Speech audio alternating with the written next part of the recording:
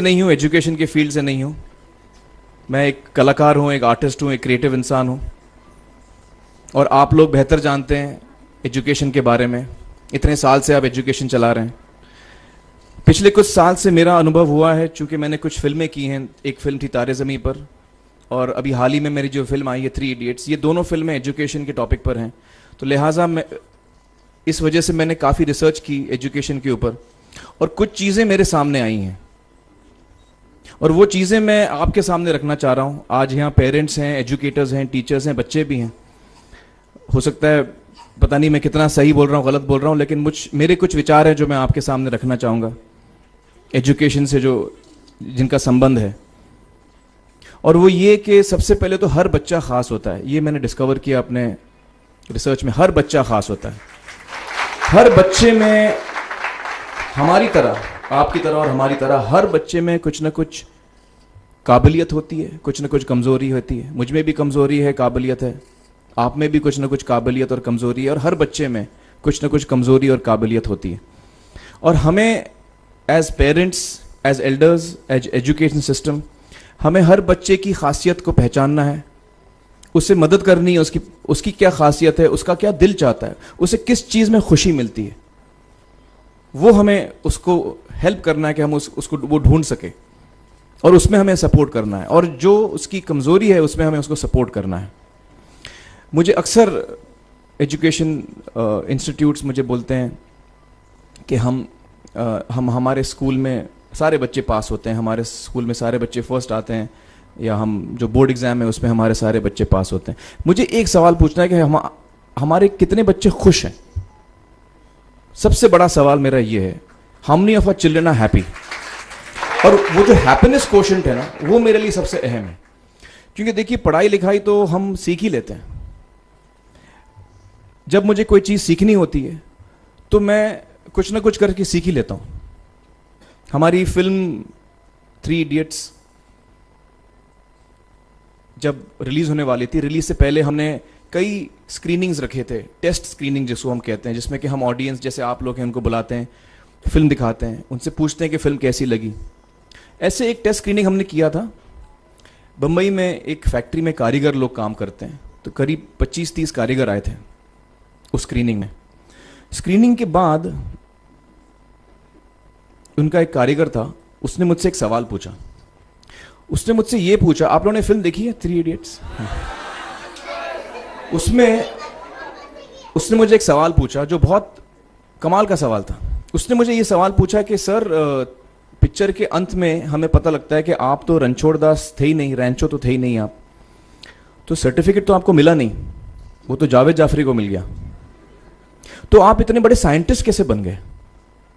इतने बड़े patents, 400 patents, जापानी लोग आपके पीछे पड़े हैं, तो आपको सर्टिफिकेट तो मिला नहीं, तो आप इतने बड़े साइंटिस्ट कैसे बन गए?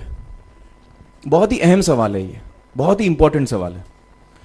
और ये जो मुद्दा है उसके हार्ट में जाता है ये, कि जब मैं एग्जाम के लिए रट के जवाब देता हूं और वो जवाब में मुझे नंबर मिलते हैं और मैं पास हो जाता हूं, तो मेरे हाथ में एक पर्चा आता है जो मुझे कहता है कि मैं पढ़ा लिखा हूं। लेकिन वाकई मैं पढ़ा लिखा हूं या नहीं, ये अभी तक हमको श्योर मालूम नहीं है। लेकिन जब आप नॉलेज चाहते हैं कि आपको मिले, विद्या मिले आपको, तो फिर वो कागज का मायने कुछ होता नहीं है। तो मैंने उसको जवाब में 2 सवाल पूछे। मैंने बोला उसको कि भैया, आपको क्या लगता है मैं अच्छा एक्टर हूं? उसने बोला हाँ, देश भर में आप सब लोग मानते हैं आपको, आप अच्छे एक्टर हैं। मैंने उससे कहा कि भैया, मेरे पास कोई सर्टिफिकेट नहीं है जो कहता है कि मैं अच्छा एक्टर हूं।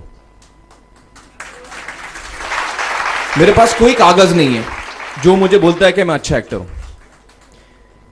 मैंने फिर उससे एक सवाल पूछा कि मैंने सुना आप बहुत अच्छे कटर हैं, आपके जो बॉस मुझे बताते हैं कि आप उनके मेन कटर हैं और आपकी बड़ी इज्जत करते हैं वो, आपके पास कोई पर्चा है, सर्टिफिकेट है जो मुझे बताता है कि आप कटर हो? उसने बोला नहीं सर। तो मैंने बोला आपका जवाब आपको इधर ही मिल गया। Education is beyond marks, education is beyond grades, education is what you learn. और मेरी इच्छा है कि हिंदुस्तान में हम एजुकेशन को इस नजरिए से देखें कि हम अपने बच्चों को वाकई शिक्षा दें।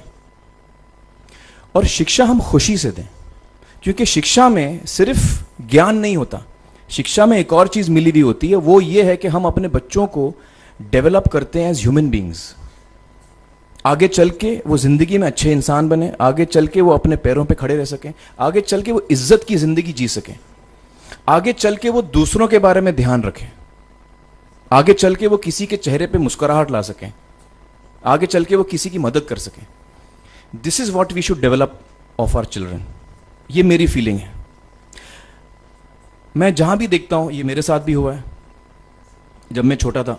जब से हमारे बच्चे छोटे होते हैं, जब से बच्चे पैदा होते हैं, बच्चा घर आता है, हम बच्चे को पूछते हैं भाई मार्क्स कितने मिले, फर्स्ट आए कि सेकंड आए? वो बोलता है सेकंड। सेकंड आए तो अरे फर्स्ट नहीं आए, डांट पड़ती है उसको। जो बोलता है मैं 10th आया तो उसकी तो हालत ही बुरी हो जाती है। बच्चे को लगता है यार ये फर्स्ट आना बड़ा जरूरी है।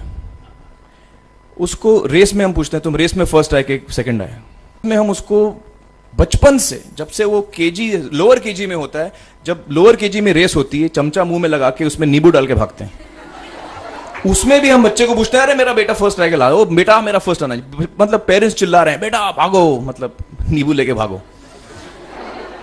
तो उसमें होता क्या है कि बच्चे को लगता है कि यार ये बड़ा जरूरी है। मेरे पेरेंट्स को हमेशा, मेरे पेरेंट्स मुझे एक ही सवाल पूछते हैं, मैं फर्स्ट आया कि नहीं। उसके जहन में ये बात बैठ जाती है कि मेरे को अव्वल आना है, मेरे को कंपीट करना है, मेरे को बाकी लोग से आगे निकलना है। टीचर्स भी यही सवाल उसको पूछते हैं आमतौर पे, ये मेरे साथ हुआ है। होता क्या है कि जब वो बच्चा 21 साल का होता है तो वो बड़ा सेल्फिश हो जाता है, और उसको सेल्फिश हमने बनाया, हमारे सिस्टम ने बनाया। वो अपने बारे में सोचता है और किसी के बारे में नहीं सोचता है, क्योंकि यही हमने उसको ट्रेन किया है बचपन से।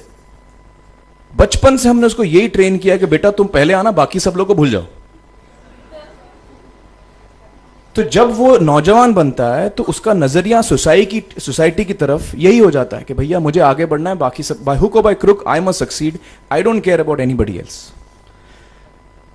मेरा ये दिल कहता है, मेरा ये दिल चाहता है कि अगर हम जितने यहां पेरेंट्स हैं, एडल्ट्स हैं, यंगस्टर्स हैं जो कल जाके पेरेंट्स बनेंगे, अगर हम अपने बच्चों को ये सीख दें जब वो छोटे हैं, जब वो घर आए हम उसको ये सवाल पूछें, ये नहीं पूछें कि मार्क्स कितने मिले, उसको ये पूछें कि बेटा आज तुमने किसकी मदद की,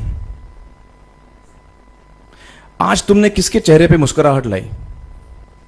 अगर हम उसको ये पूछें तो उसको ये लगेगा कि यार जरूरी ये है।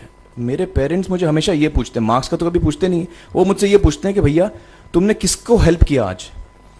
तो हेल्प करना लोगों को, लोगों के बारे में सोचना, लोगों के चेहरे पे मुस्कुराहट लाना, ये मेरे पेरेंट्स के लिए बड़ा इंपॉर्टेंट है। साइकोलॉजिकली वो इस चीज के साथ बड़ा होगा, स्कूल वही जाएगा, पढ़ाई लिखाई वही करेगा, वो उसका नजरिया थोड़ा बदल जाएगा। जब वो बच्चा नौजवान बनेगा, 21 साल का होगा, और सारे बच्चे उस उम्र के जब 21 साल के होंगे, हमारी सोसाइटी चेंज हो जाएगी। क्योंकि तब हमारी सोसाइटी में ऐसे नौजवान होंगे जो खुद के बारे में नहीं सोच रहे हैं, दूसरों के बारे में सोच रहे हैं। तो मुझे लगता है कि सबसे बड़ी चीज जो हमारे एजुकेशन सिस्टम में मैं देखना चाहूंगा, जो मैंने अपने स्कूल लाइफ में नहीं देखी, कि हमको ये अहमियत इस पे दी जा रही है कि हम अपने आसपास के बच्चों को कितना हेल्प कर रहे हैं। ये एक बहुत बड़ी तब्दीली अगर आ जाए तो मुझे लगता है कि हमारा देश बहुत सुधर सकता है, बहुत बदल सकता है। हम